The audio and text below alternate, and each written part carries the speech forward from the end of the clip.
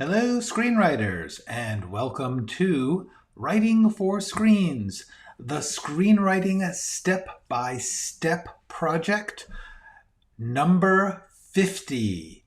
I feel like there ought to be fireworks or champagne or something because we hit 50 of these suckers, but it's just another working day, although it is also Labor Day today. In the United States, that is a holiday celebrating organized labor. I am a big fan of organized labor, and I hope that you will all take some time to look into why there is a Labor Day and why there are labor unions, because they're a good thing.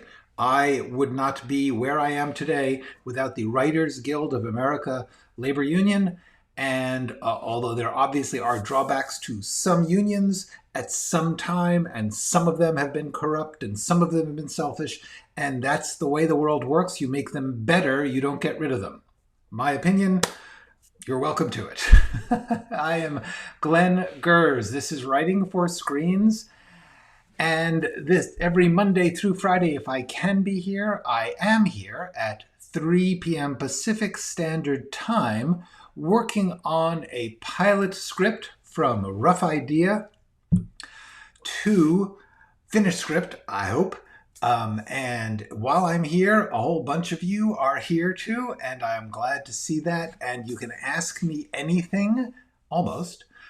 If you are watching this not live, if you are alive, but this is not, don't fret. You can still ask me anything.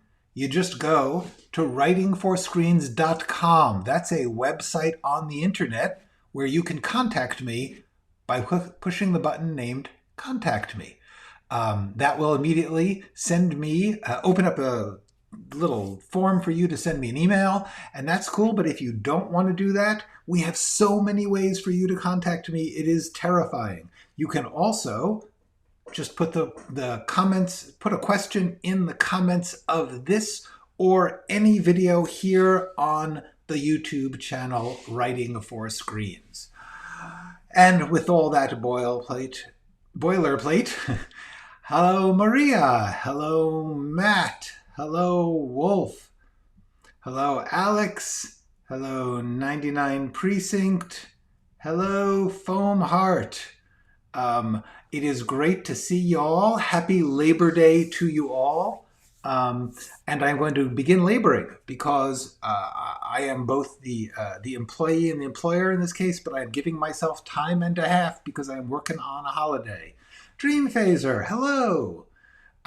So let us get to the game.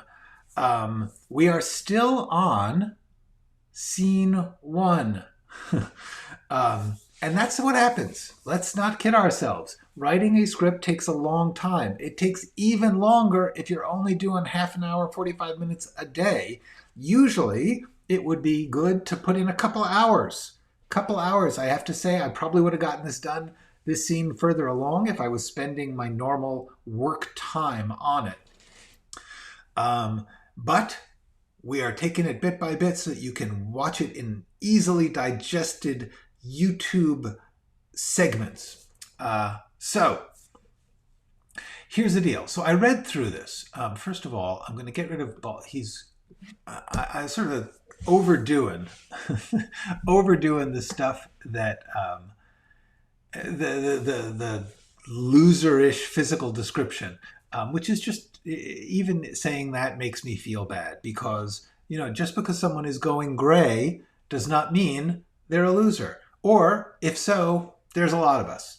Anyway. I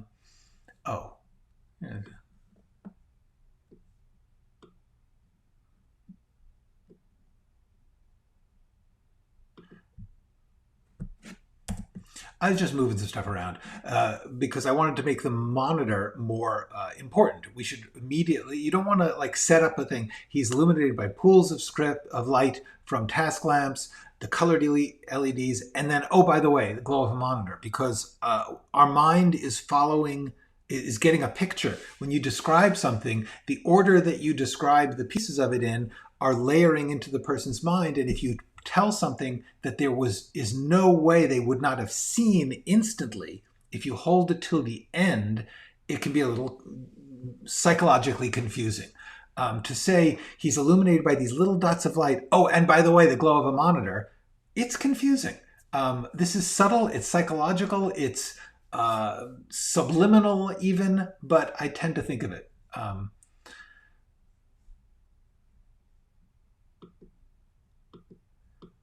So I just changed the order so that it's pools of light, the glow of a monitor, and colored LEDs of digital recorders. Digital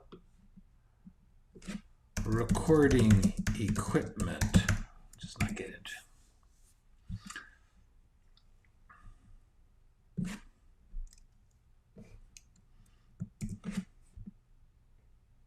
I'm just thinking, do I really need the task lamps? The truth is, in the actual, this is one of those things, in the actual lighting, they'll probably want the task lamp. On the other hand, in the sentence, we don't need it. This is one of those things. It's like, okay, here, this is important. When you are writing anything, but especially a script, start to recognize the unnecessary nature of detailing everything. For instance, when you watch a movie, very often they will show someone going to a door, unlocking the door, going out. You'd be amazed if you start to look at it how many times they jump cut, how many times somebody's at one part of the room and then they cut and they're going through the door. You don't want to have to track them walking through. If someone's going to an office, they don't show them taking the taxi, getting out of the taxi, going through the front doors, going up the elevator. They just cut to them coming in the front door of the office. That thinking is very important when you are writing a script, because although it is true that all of those steps have to happen, film tends to find a way to jump and conceal all the many steps so that we just get the juiciest, most important stuff. This is one way in which film, screens of any kind, they're dreamlike. Just like in a dream, you'll find yourself going places or cutting from place to place without a logical step-by-step progress. That's one of the things that makes cinema, screen work, so powerful, is that it relates to the way dreams actually work. The way our mind works is that we don't focus on the things we're not really looking at, even though our eyes are actually taking in everything. We don't hear every sound.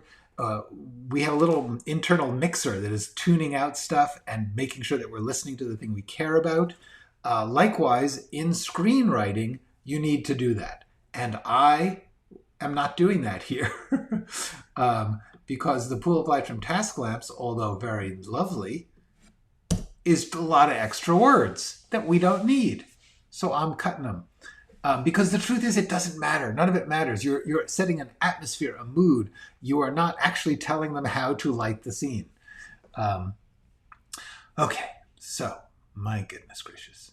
Oh, look at that. I accidentally zoomed in. Okay, well, we'll live with it because you can read what I'm doing. There we go. All right, so this speech is currently a mess. It is currently really long, and yet it is still missing a whole shitload of stuff that I need to get in there. Because if I go back to my outline, which you should do every once in a while, go back to the outline. Don't assume that you got it in your head. I'm always amazed when I go back to the outline. Oh, I meant to put that in. Hello, Paula. A new voice, a new face, a new name upon our scroll. Hi. Okay. So this is just a bit of information. See, I can take this out. When I am writing, if I have typed something in, I saved a copy of the outline. I saved the full outline so that as I'm going through it, I can cut stuff out so that this is a working shopping list. It's a to-do list. And when I've got something done, I want to take it off so I can focus on what has yet to be done. This is going to happen later. No, that's not going to happen.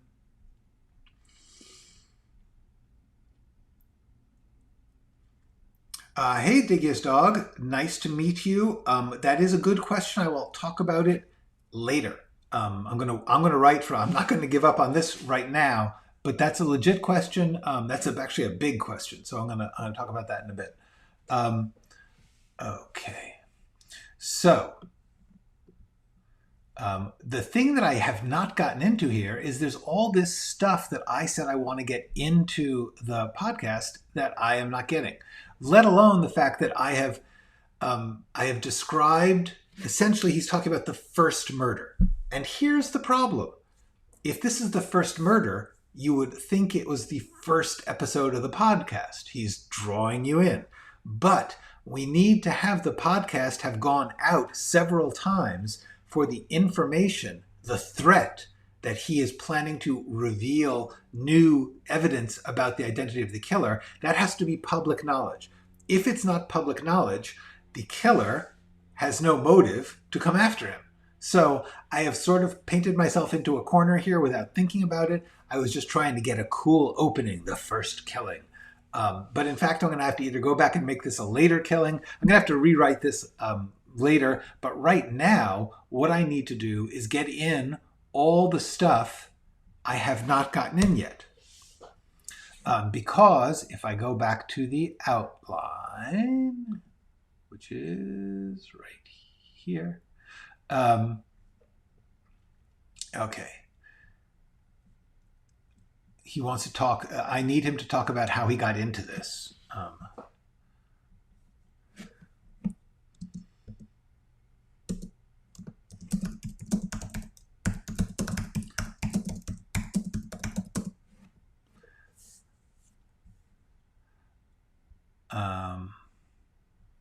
Yes and no.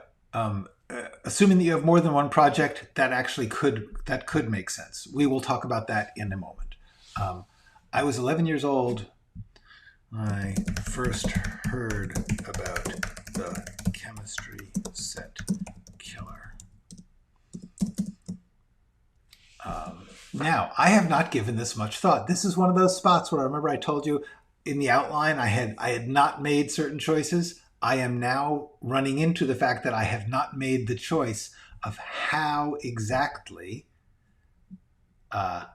this information came to him. So right now I'm just going to say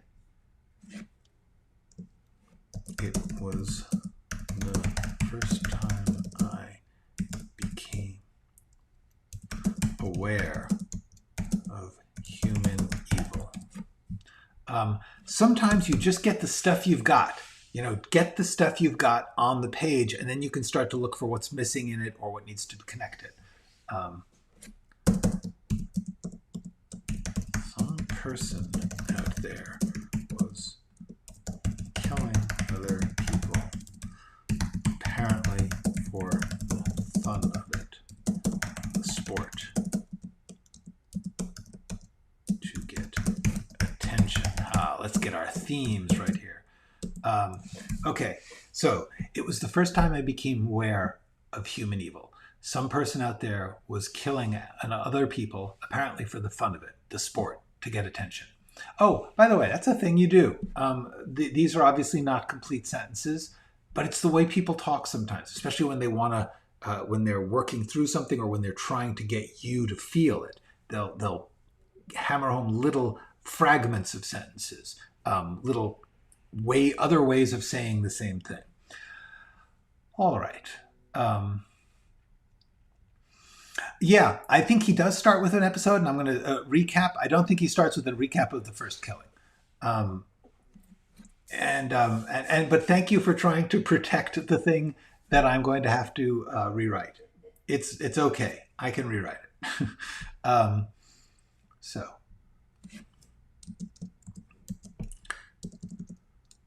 Now I'm just sort of brainstorming because I have to talk about how he found it. There was a report in the local paper, a magazine article with pictures, or I heard people talking about it because they were afraid of getting poisoned by things in their own homes. Okay, I'm going to turn this all into dialogue. And then I'm going to make it, because this is really just sort of me thinking to myself, I make it, put in the italics as in, you know, that's not done.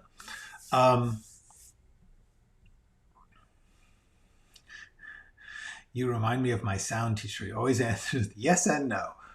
Yeah, the thing is, very often the answer is yes and no. So what are you going to do? I mean, I could pretend that I knew that there was a simpler answer, but the truth is, very often in life, the answer is yes and no. Yeah, that's gonna be something I deal with later. It changed everything, knowing this could happen. Someone could do that. It changed everything. Okay, so let's see what else I have to cover.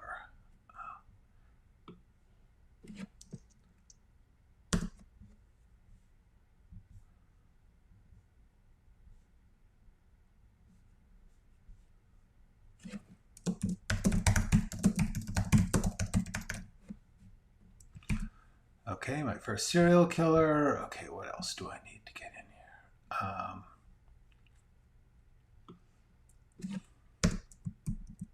Right, mid-80s.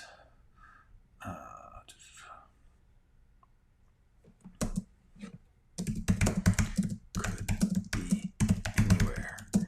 He could strike anywhere. It could be anywhere. He could strike. It could be anyone.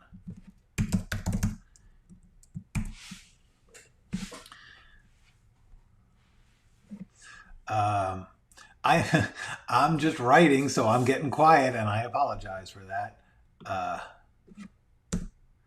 Hold on. I'm not sure when Silence of the Lambs came out. It doesn't matter. Silence of the Lambs was not the first Hannibal Lecter book, actually. Red Dragon was, but that's still in the mid-80s. Okay.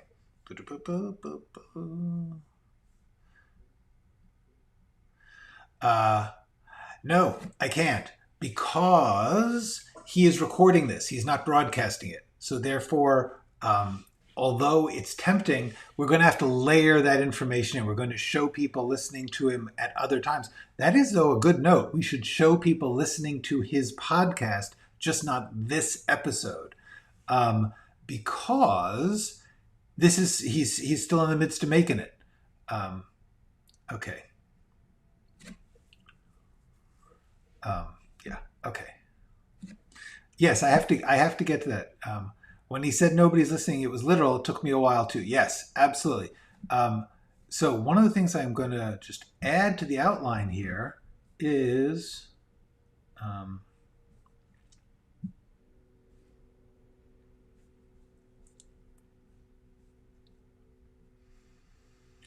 here. Okay. Show people in the story listening to old episodes of George's podcast, including Cops at Crime Scene and Mad Later.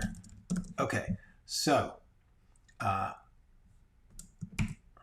gonna just make, oh, it was bold, make that evident. Yes, that's a good point. It would be cool to show people listening to the podcast. We just can't show them while he's doing it, because that's not how podcasts work. He does it separately. He then downloads it, and then they watch it. Lucky guy. He's not live like some people.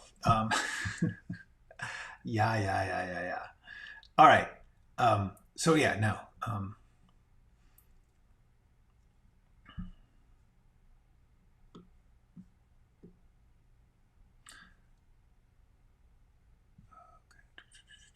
Okay, so now we have to get the unsuccessful.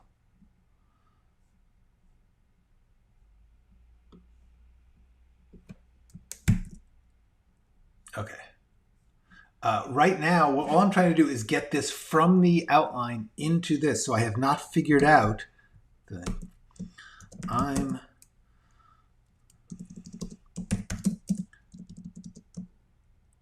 no one is listening to this podcast.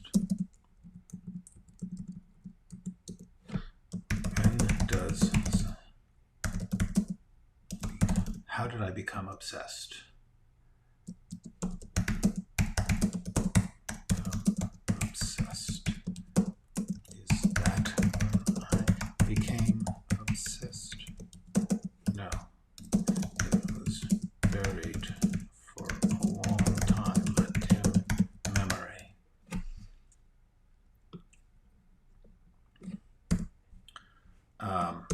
No one is listening to this podcast.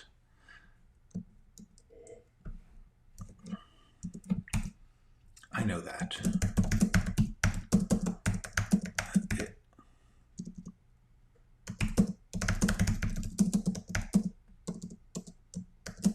Speaking the truth. I am calling out.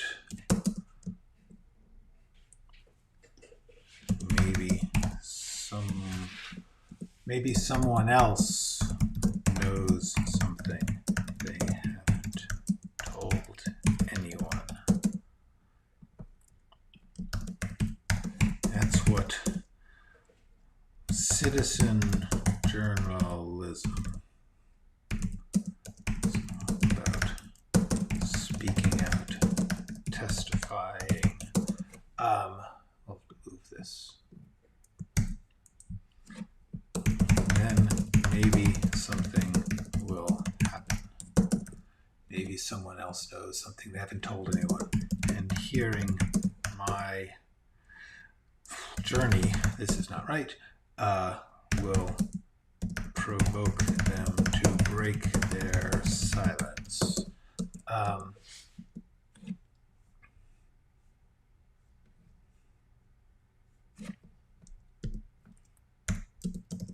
Is there a difference between someone hiding and someone that no one listens to?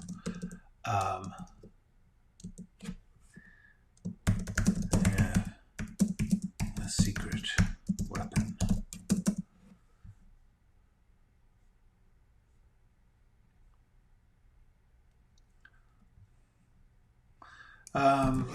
I'm trying to just get as much as I can down of this concept, which I'm going to obviously have to go back and rewrite a lot of this. I'm just getting it on the page, on a lot of pages.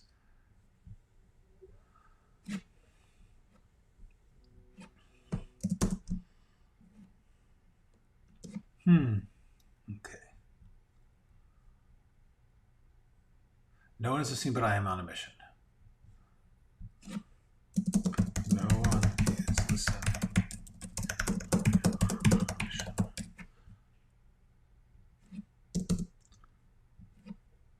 I am going to identify the chemistry set killer.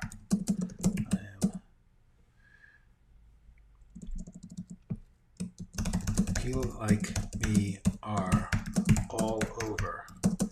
We're getting connected now on websites and bulletin boards and chat rooms.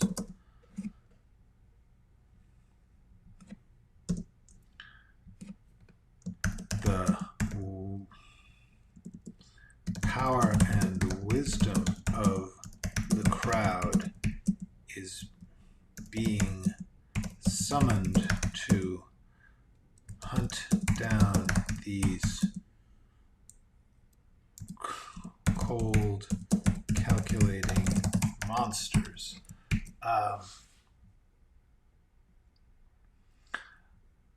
Yes, eventually I will get to that. Yes. Let's see. I'm confused why he says no one is listening. Yeah. let's go. No one is listening to this bus. I know that. I have 14 subscribers. Most of them, and according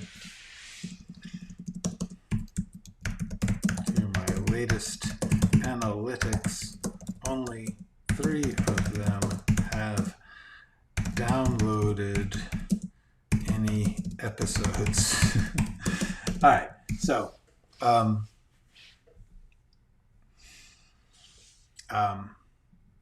how important is it to make every character tell their agenda to avoid confusion and character motivation? Well, to avoid confusion and show character motivation. And the answer is kind of, in a way, everyone does have to either enact or announce their goal, their agenda. Sometimes it's clear from how they behave. Also, if they're a lesser character, they may not need to announce their agenda. They may just be doing it. That's the most important thing. People have to do their agenda. But for major characters, I think it's good to have them announce it in some way or have someone else talk about it somehow or other. I believe it is a valuable thing to have someone either announce or strongly act out their goal, their objective. Yes, exactly. Okay.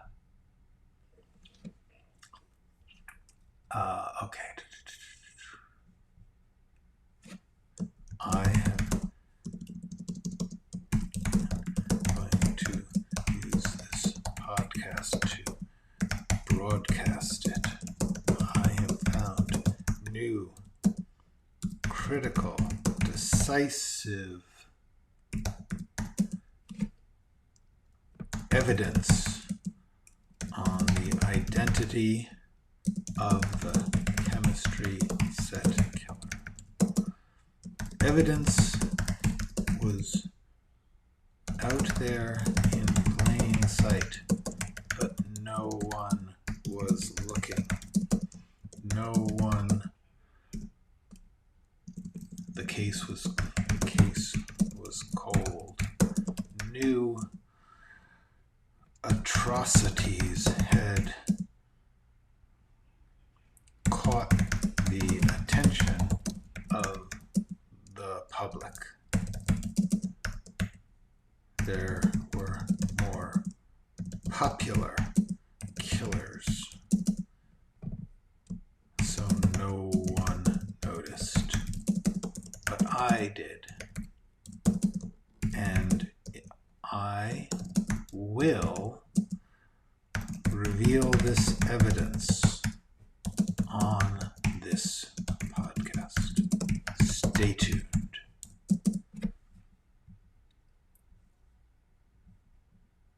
Okay, so this is obviously we're going to have to get.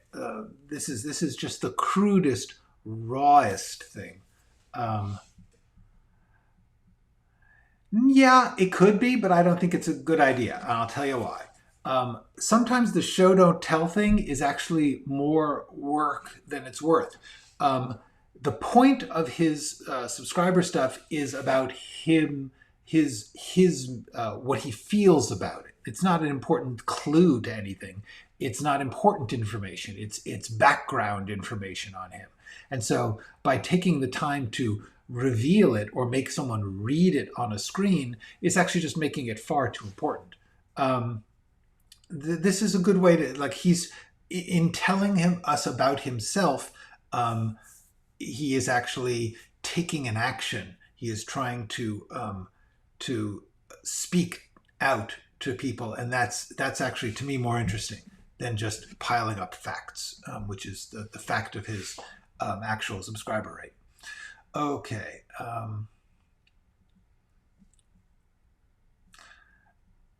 Now, what I'm going to do here is I have these things that I've got that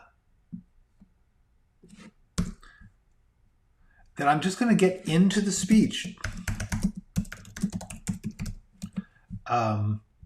because this is the raw material. This is the clay. This is the basic colors. And I don't yet know how I will work them in, but I want to get them out of the outline onto my text page. So what I'm doing is I'm just grabbing phrases that I think are important. So, outsider.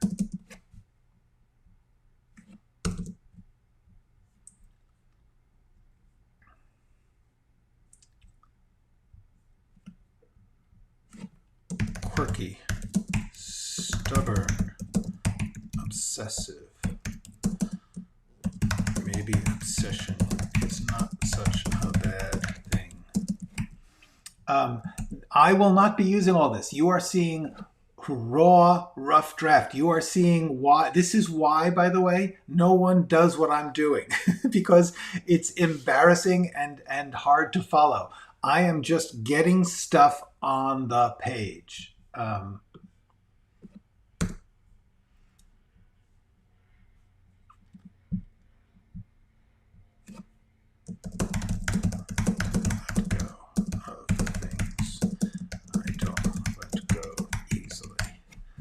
This is two phrases for the same thing. I'm sure I will eventually change it.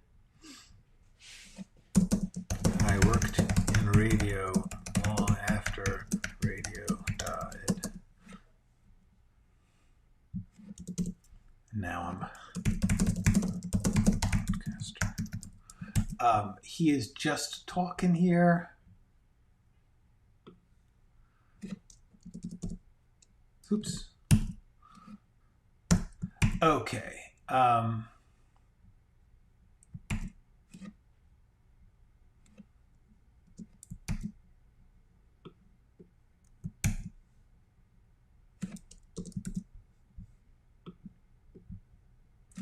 right. So what I'm doing here, I'm just trying to. What I want is to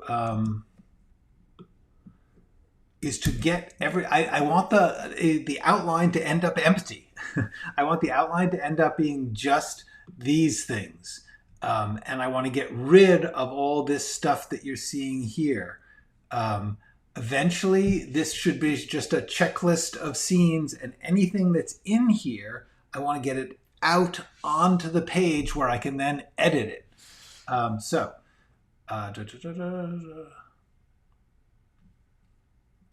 Okay, so some of this stuff I am just pasting in. Later, I will have to make sense of it, but you can't craft it until you have it on the page. It's just that simple. You can't work with the clay and make the sculpture until you got the clay in a big pile. So that's what I am currently doing. And this is good. I've got some information here. I got about a page of information that, yes, I'm cleaning out the garage of the outline. And when I am done, I will be able to look at it and say, okay, have I dealt with that? Have I dealt with that? Have I dealt with it? Have I got that in there? So, yes. Look at that. Oh, wait a second. What's that? Huh. That's just... Oh, that's how he dies. Okay. I was like, what the hell is that? Okay. So now we are there. Okay. So this is where we are. Hold on.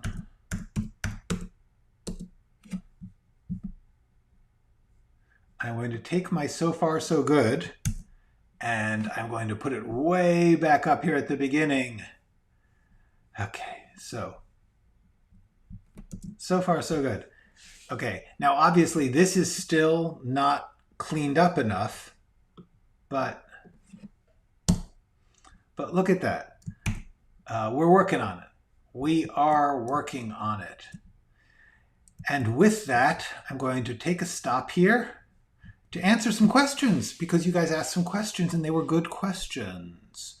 And then I'm going to stop this and go to my life because I got stuff to do. Okay, the question that I wanted to get to was the Diggiest Dog asked a very important question, one that is bigger than I can answer just here, but I can start, which is, when do you give up on an idea? This is a great question.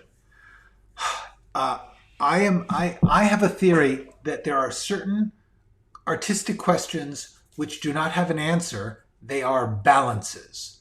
And I'm actually creating a series of videos just on this topic of the things that are balances. There is not a right answer. You are constantly weighing persist, give up. That's one of them. That's a balance. It is vital that you have the ability to persist as an artist. If you don't push through, you don't get it done. Nobody can get art done, any large-scale art, without having a certain determined persistence. At the same time, being determined and persisting in something that is absolutely a waste of time is not a good plan. There are times when you change or circumstances change and you want to look at that thing and say, I've gotten as much as I can from this. I have to stop it and start something else. So let's talk about what are the calling cards for letting go. What are the cues to say it's time to get rid of it?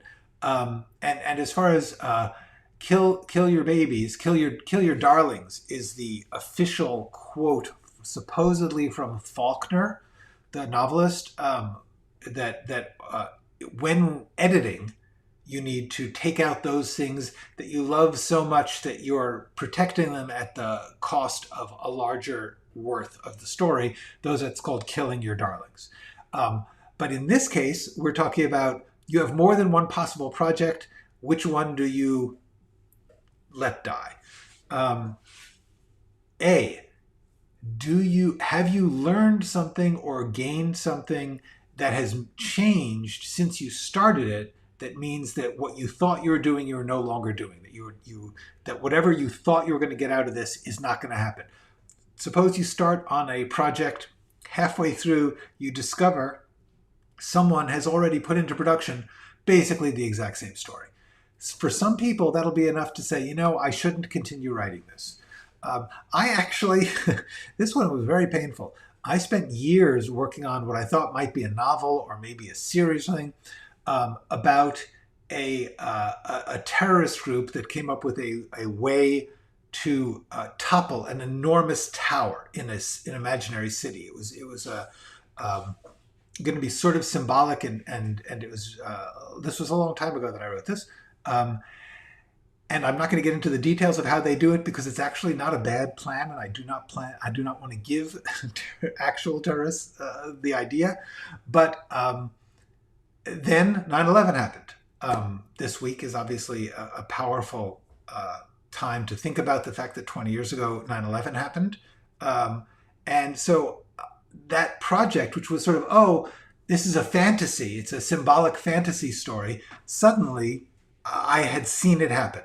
And people had survived this, and some people had died in this thing, and therefore I could not write that project.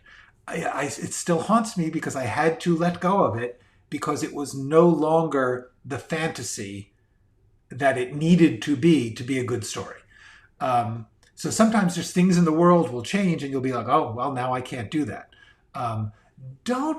If you are working on a sci-fi epic set in a water world and then the movie Waterworld comes out, don't necessarily give it up, and do recognize that you're probably going to have a hard time selling Waterworld after Waterworld shows up. But that's one case where you would do it, is if something happens in the outside world that makes it not worth doing. The other thing is you might change. You might say, you know what? I was doing this because I believed in this message and now I don't. Or I thought this was cool. This is tricky because we all stop believing in our work at a certain point. At a certain point, everyone has time when they are saying, I don't feel it anymore. This thing that seemed so cool to me now seems like a piece of crap. That will happen. That's not a good reason to quit. if you consistently can see no worth in it, that might be actually more of an issue of therapy. If it happens repeatedly, if it's one project and it really just suddenly turns to crap for you, as long as other ones aren't. But if everything you do, you hit the same point of loss of faith, that's a faith problem, not a writing problem. That's a I am attacking myself problem. So that's another one where I would say don't give up if that's the reason. I have run into the problem where I've had a script which I liked, but I could not find a solution to certain elements of it. And, after months, maybe you should at least set it aside. The answer is going to be that you always have to balance. Why am I giving it up? What is being gained by letting a project die? If what is being gained is that you get that you can start something that will be better, that's okay as long as you don't do it over and over and over again. If you find it happens once, it can happen. If it's happening repeatedly, which does happen to me, I constantly am thinking that whatever my other idea is better than the one I'm working on. After a while, you have to not trust that. You have to notice which of your feelings apply to many, many projects and then say, that's not about the projects, that's about me, that's about my feelings. Is any of this making any sense? I think the answer is have a good reason to persist, have a good reason to give it up, and if you're going to give up on something, make sure that you've really lost whatever it was that had you going, that had you believing in it in the first place. It is better to finish a project that has a problem than not finish a bunch of projects. Not finishing a bunch of projects is a big red flag for your process. And I say that as someone who has not finished a lot of projects. So I can warn you, that doesn't get better the next time. You need to pay attention in this balance of persist, let go, to when you are just being stubborn and persisting in something that clearly sucks or has a fatal flaw. And when you are not being stubborn, you are being strong and getting through a loss of enthusiasm. Okay, cool. This is a hard one because there is no right way, there's no right answer to this. It is entirely determined in the moment by the person. That's it. No one can tell you when to quit and when to go on. Pay a good, close attention. Be sort of analytical about why. And especially, here's the thing I try to do. If you find yourself just jammed up on one thing and you just say, I think I would do better on another thing. Cool. Set that aside. Don't burn it. Don't delete it. If you set something aside, keep it. You never know. So set it aside, start another. If you have the same problem with the other, then call a halt to all quitting and figure out a way to complete one of them. Yeah, that's it. I actually finished one script and never showed it to anyone. And it's funny, I'm going to actually put it on the website because it's not bad. It's really not. It wasn't commercial, but there's some damn funny lines in it. So the answer is, this is about judging the work, but also judging yourself and trying to understand why you are operating out of that feeling. It's really important to operate out of your feelings, to pay attention to your feelings, but it's also important to not just follow your feelings if they are not productive. I hope that was helpful because that's a tough call, and all I would say is the main thing about it is, once is bad luck, twice is coincidence, three times is enemy action. It's a line from it's a bastardized line from Goldfinger, the James Bond novel and movie. I think it's once is happenstance, but one thing you give up on, it can happen. Twice, that's worrisome. Three times, that's enemy action. The enemy in your head is out to get you. Do not trust that voice. And with that, I believe it is time to say Happy Labor Day, and once again to speak in support of American labor. Unions are a good thing. Trust me on that one. Everything always needs fidgeting and refining, but don't give up on labor. And with that, I say, I'll see you soon.